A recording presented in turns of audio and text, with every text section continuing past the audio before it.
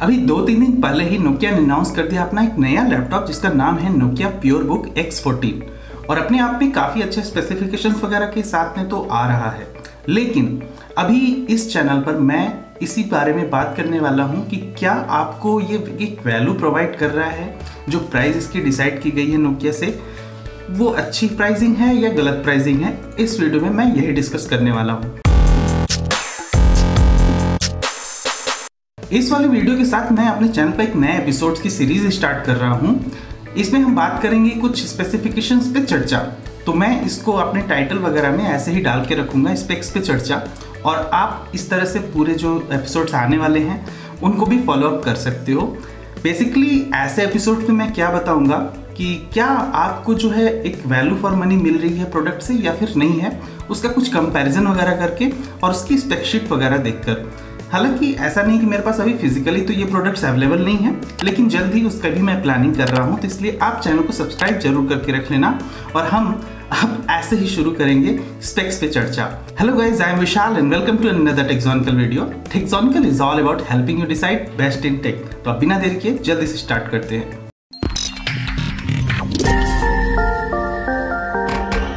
तो सबसे पहली बात, कब से ये स्टार्ट हो रहा है, इसकी सेल कब से स्टार्ट हो रही है?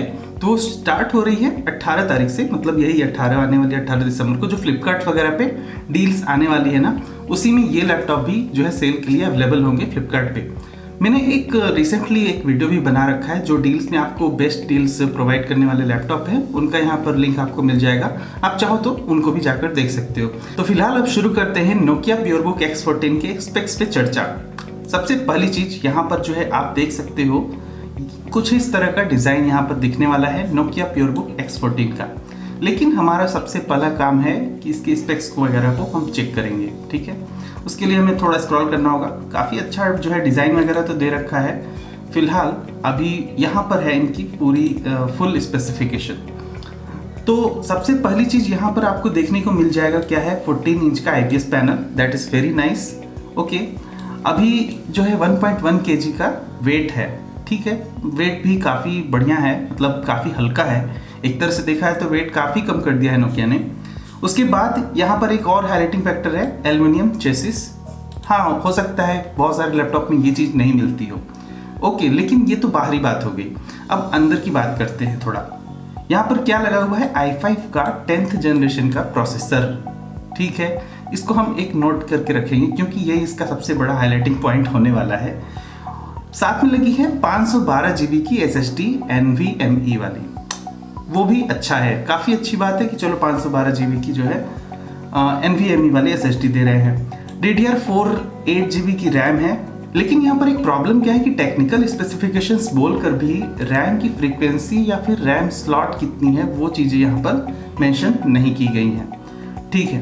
अब आगे बढ़ते हैं। इसमें क्या है, ये जो इनबिल्ट ग्राफिक आता है i5 10th जनरेशन के प्रोसेसर में 620 UHD, सेम टू सेम है, ऐसा कोई एक्सटर्नल ग्राफिक्स नहीं लगा हुआ है। इस चीज़ को हम बाद में बात करते हैं। उसके बाद अब हम बात करते हैं वायरलेस एरिया नेटवर्क के कनेक्शन की। और यहाँ पर ये बात आप जरा गौर करके रखना, यहाँ पर जरा देखो आप, यहाँ पर लगा हुआ है 802.11a,b,g,n और AC, मतलब AX स्टैंडर्ड तक अभी भी नहीं जाता है। मतलब इसका ये हुआ कि अगर आपके पास 1 Gbps तक की इंटरनेट स्पीड वगैरह है तो इस लैपटॉप में वो आपको देखने को नहीं मिलने वाली है क्लियरली, ठीक है। ये चीज़ को हम ध्यान में रखते हुए अब आगे बढ़ते हैं और भी चीज़ें थोड़ा गौर करते हैं। यहाँ पर एक एडिशनल चीज़ मुझे जो लगी है वो है डॉल्बी विजन और डॉल्बी एटमॉस।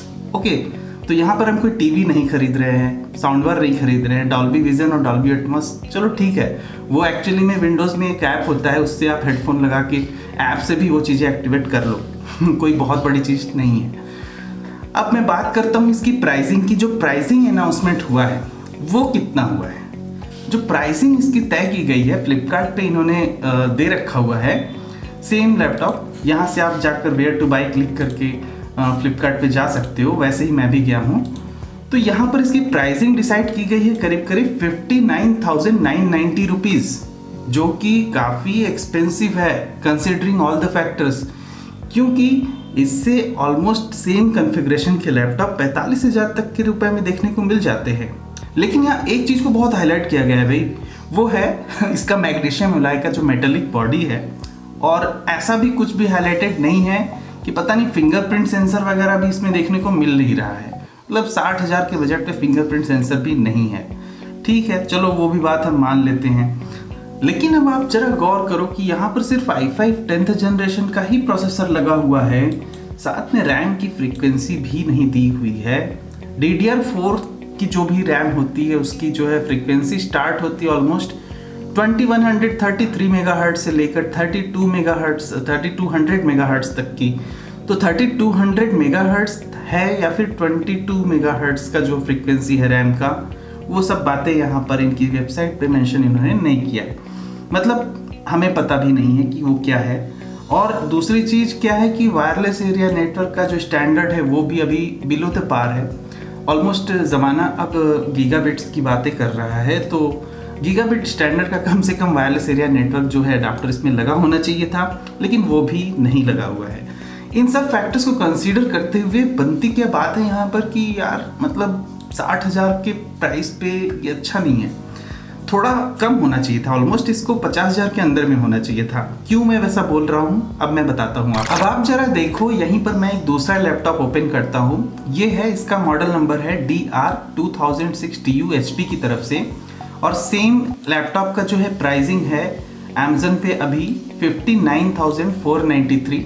एक्चुअली HP की ये ओरिजिनल वेबसाइट पे थोड़ा ज़्यादा है वो, लेकिन हायर वेरिएंट्स के लिए हो सकता है। फिलहाल हम अभी बात करते हैं एग्जैक्ट इसी वाले लैपटॉप की जो है 14S DR2006TU, और हम इसकी इन डिटेल वाली स्पेसिफिकेशंस देखेंगे। यहाँ पर आप ज़रा गौर करो, इन्होंने काफ़ी अच्छा स्पेसिफिकेशन वगैरह दे रखा है। यहाँ सबसे बड़ा हाईलाइटिंग फैक्टर तो यही हो जाता है कि यहाँ पर i5 का 11th जनरेशन है, जो कि अपने आप में इसको काफ़ी अच्छा बनाता है। साथ में इसमें लगा हुआ है क्या, बाकी इसमें जो रैम लगी हुई है 8GB की DDR4 2666 मेगाहर्ट्ज वाली जो है लगी हुई है, और साथ में इसमें क्या है 2 स्लॉट्स है, ये भी इन्होंने क्लियरली मेंशन करके रखा हुआ है अपनी वेबसाइट पे। SSD वगैरह आपको सेम देखने को मिल जाएगी। और अब मैं एक और चीज़ पे बात करूंगा जो है वायरलेस एरिया नेटवर्क की बात। यहाँ पर भी आपको AC स्टैंडर्ड ही मिलता है, AX स्टैंडर्ड नहीं मिलता है। तो मतलब बाकी सारी चीज़ें जो है ना, ऑलमोस्ट जो नोकिया ने लैपटॉप जो है लॉन्च करने की प्लानिंग कर रहा है सब कुछ सेम है। बस यहाँ पर क्या है कि i5 का 11th जनरेशन प्रोसेसर है, और ऑलमोस्ट उससे भी कम प्राइस पे 59,493 रुपीज़, और कहाँ पर ये 59,990 रुपीज़। तो मैं जैसा कि अक्सर कहता रहता हूँ कि जनरेशन जो है लैपटॉप की काफ़ी मैटर करती है। आपको 11th जनरेशन के प्रोसेसर में इंटेल के जो i5 का है उसमें ऑलमोस्ट 40% एक्स्ट्रा जो है परफॉर्मेंस देखने को मिलने वाली है, क्योंकि इंटेल ने काफ़ी अच्छे बेंचमार्क्स वगैरह दिखा रखे हैं ऑलरेडी। तो नोकिया प्योरबुक X14 में एक्चुअली में मैं यही सब बातें बताना चाहता था कि क्या ये वैल्यू फॉर मनी है या फिर नहीं है। तो ये बात तो प्रूव हो गई कि ये वैल्यू फॉर मनी नहीं है।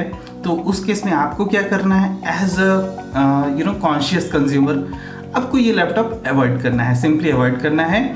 यहाँ पर आपको बस एक हाईलाइटिंग पॉइंट इन्होंने मार्केटिंग में दे रखा हुआ है, अच्छा डिस्प्ले है, मेटेलिक बॉडी है, और साथ में लगा हुआ है डॉल्बी एटमॉस। जैसे कि आप ऐसे इससे होम थिएटर कनेक्ट करके मतलब सुनने वाले हो शायद। अगर आपको ऐसे होम थिएटर ही खरीदना है तो फिर आप होम थिएटर खरीदो, लैपटॉप खरीदने की ज़रूरत नहीं है।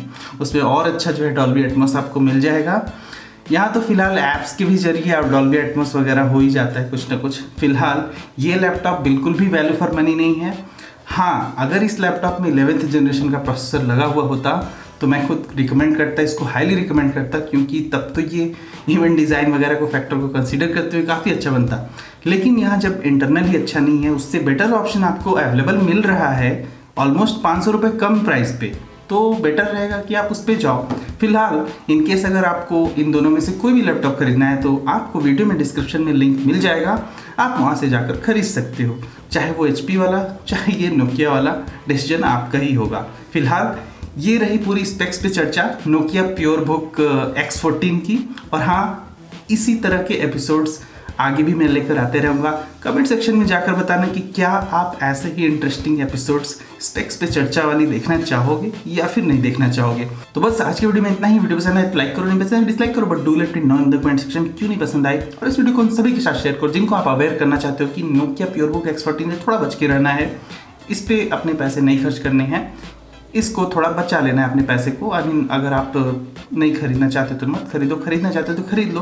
तो वीडियो को शेयर जरूर कर देना आप किसी को अगर बताना चाहते हो तो। फिलहाल चैनल को भी सब्सक्राइब करना ऐसे ही और भी इंटरेस्टिंग टेक टॉपिक वीडियोस देखने के लिए। मिलते हैं अपने अगले वीडियो में कुछ और भी ऐसे टॉपिक के साथ। तब तक के लिए goodbye, thank you for watching, see you again there.